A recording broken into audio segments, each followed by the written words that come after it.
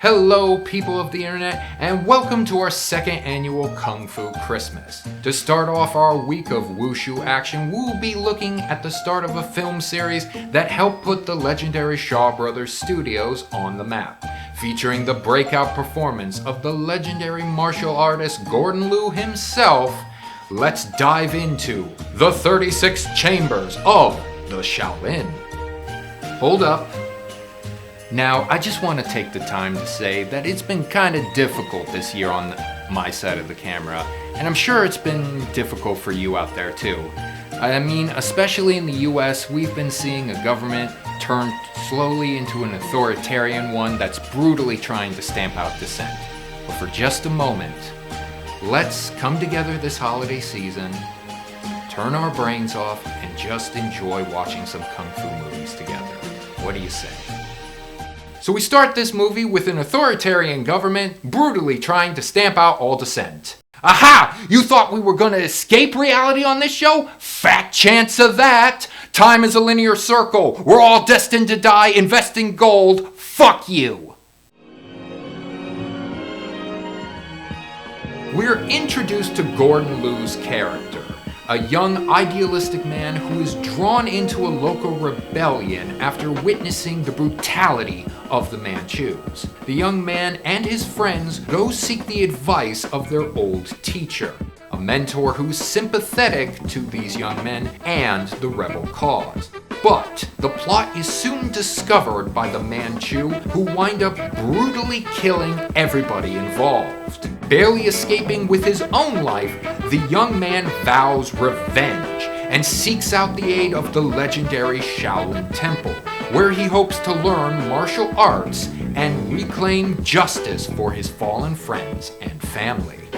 The Shaolin monks reject this idea, wanting to stay impartial and out of local politics. But the chief abbot sees something in the young man and shows him mercy by allowing him to stay. 1 year later, the young man, now known as San Te, begins his training through the 35 chambers of the temple. After clearing all 35 chambers faster than anyone in history, San Te is rewarded by the monks, who allow him to run any one of the 35 chambers that he chooses. But San Te instead suggests the creation of a new 36th chamber of the Shaolin, one that would bring the teachings of the temple outside of its walls and into the hands of the common people. The monks reject this idea, not wanting to share their teachings, and exile San Te for his trouble. San Te then returns to his hometown, devastated by the Manchus' oppression, not as a vengeful young man any longer, but as a master in his own right. One who begins to train the locals in the ways of Kung Fu and give them the tools that they will need to finally oust the evil Manchu. The story has a message that resonates more profoundly with time. It suggests that the greatest weapons of resistance against tyranny and oppression are self-improvement, learning, and taking what you've learned and teaching it to others. Even at the start of the film, this idea was suggested. It was San Te's professor who showed him how to resist initially. Not with violence, but with knowledge. However, though these ideas do strengthen the overall theme of the film, it also consequently makes the start and the ending of the movie the weakest parts of the narrative. My problem with the start of the film is the fact that it feels like an entirely different movie. At first, it seems like we're establishing a classic Kung Fu revenge plot when San Te loses his family, his mentor, and all of his friends. But that plot seems to be abandoned by the time he reaches the Shaolin Temple, and we instead get this extended training montage for the majority of the film's runtime.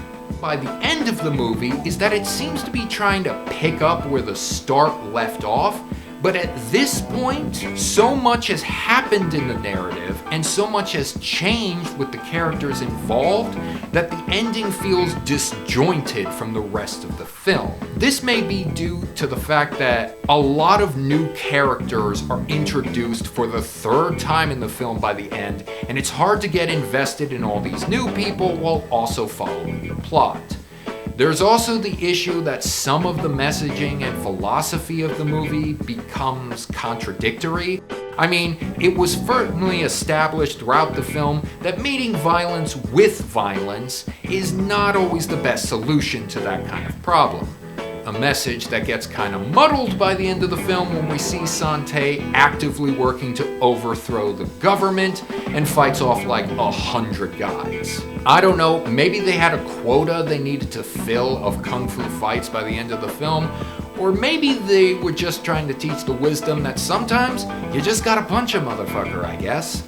Either way, I feel that the overall narrative has some strong themes and deep ideas, but its pacing and how it presents those ideas is kind of disjointed, and thus I can only give it a 3 out of 5 stars.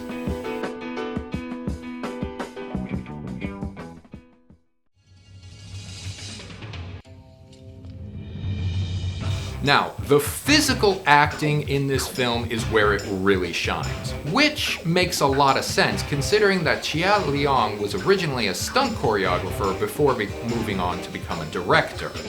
A lot of this film's time and energy is spent to showing off just how cool Gordon Liu is doing most of these stunts.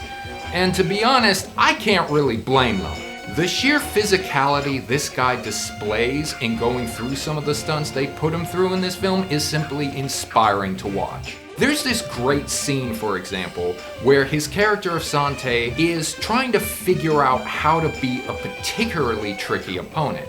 And while moving around the bamboo forest and breaking down some stalks, he gets the idea to invent the 3-section staff.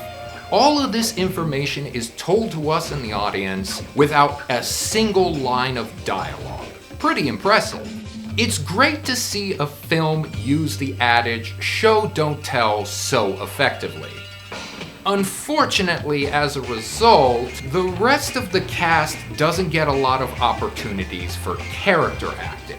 Now, in general, the character acting we do see in the movie is pretty alright. There's no real examples of anyone being awful or anything. It's just that so much of this movie's dialogue and emotional scenes are front-loaded at the start of the film.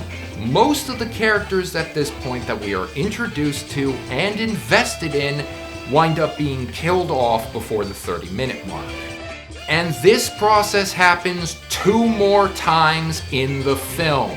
Because of this, it becomes exceedingly difficult to get invested in any other characters besides our protagonist. And this is especially true for the antagonists of the film.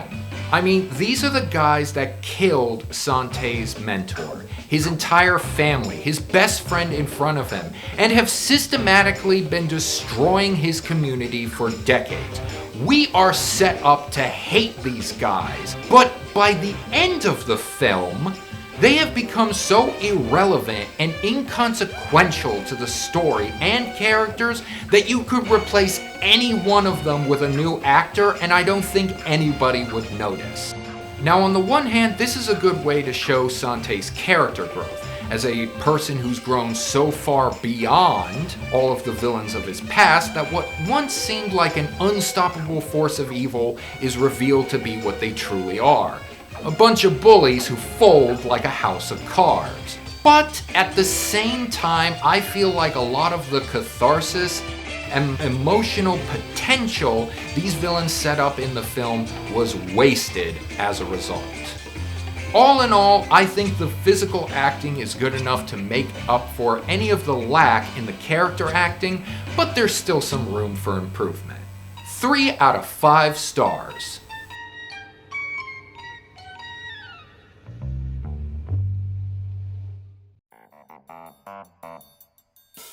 The special effects of this film are actually very well done. In fact, the opening credits to the movie are a good indicator of the sort of quality we're about to bear witness to. The set design, for example, are all pristine and varied. Each one of the Shaolin's 36 chambers are dramatically designed and impressively brought to life within the film. And though we don't get to see every single one of them, and frankly, thank God, otherwise this movie would be 6 hours long. What we do see is a good representation of where the characters are in the story and how far they have to go. It's also a jungle gym of different environments that allows Gordon Liu to show off his impressive range of martial arts talent. The costume design in this movie is also excellent. Though I can't speak to the historical accuracy of some of the things people wear, especially for the Shaolin monks, I do say that none of it felt out of place for the world established and were excellently designed. Nothing was falling apart unless it had to. Though I can't really justify those wigs, they will always be silly to me. It is also interesting to see what a stark contrast it is between how Sante, our protagonist, looks from the start of the film versus the ending of it.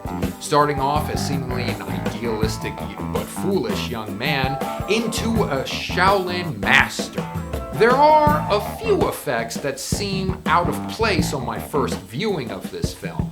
Like, there's this one point where a master of the Shaolin seemingly uses the Force to kick Sante out of the highest chamber when he first arrives. But those moments don't really take a lot away from the story, and quite often do add a bit of comedy to an otherwise serious picture. Overall, I'd give the special effects for the film a 4 out of 5 stars.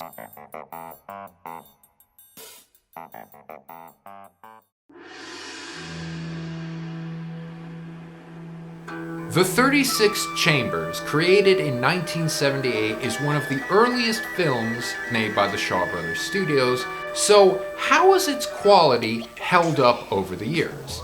As it turns out, pretty damn well. One of the strongest indicators of this film's quality is how much it's managed to influence the cultural zeitgeist around it. For example, the Wu-Tang Clan cited the film as the inspiration for their very first album, Enter the Wu-Tang: 36 Chambers. It's also been a major influence for many filmmakers over the years. One good example of this is Quentin Tarantino. He even managed somehow to get Gordon Liu to star in one of his films, Kill Bill Volume 2, as the character Master Pai Mei. Due to this film's popularity, it has had many successful releases over the years and is one of the easiest films to find and watch. It's had several successful stints on TV, multiple DVDs released over the years, and has even managed to survive into the era of streaming. The visual and audio quality of the film is also excellently preserved even after all of these years. And the localization for both dubbing and subtitles of the film is well applied over multiple languages. No matter who you are or where you're from, this is one of the easiest kung fu flicks to see in the world. There's not much more I can really say about it, so I'll give it 5 out of 5 stars.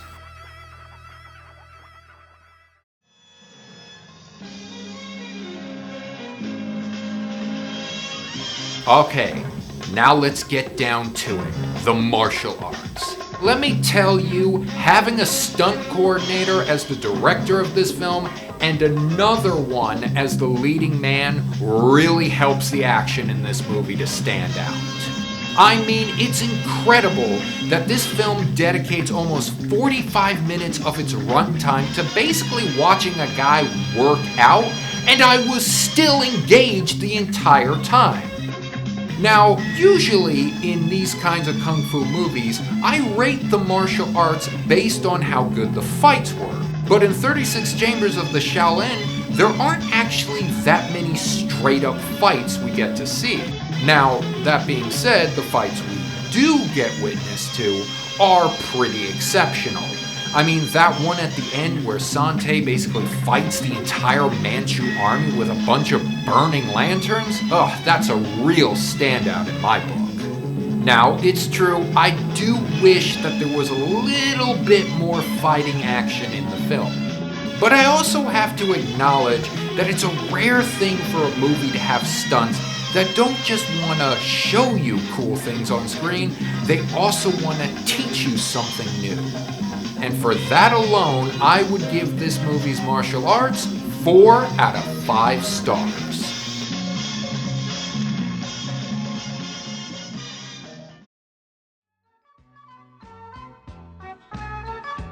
Alright, we've gone through all the criteria and added up all the points. Now to see where the 36 Chambers of Shaolin stacks up in movie history. And the final tally for this film is...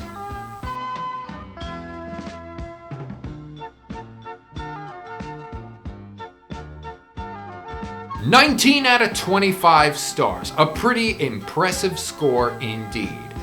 But will the sequel hold up as well as the original? Come back later this week when we review the next movie in the 36 Chambers. Return to the 36 Chambers of Shaolin. I'll see you soon.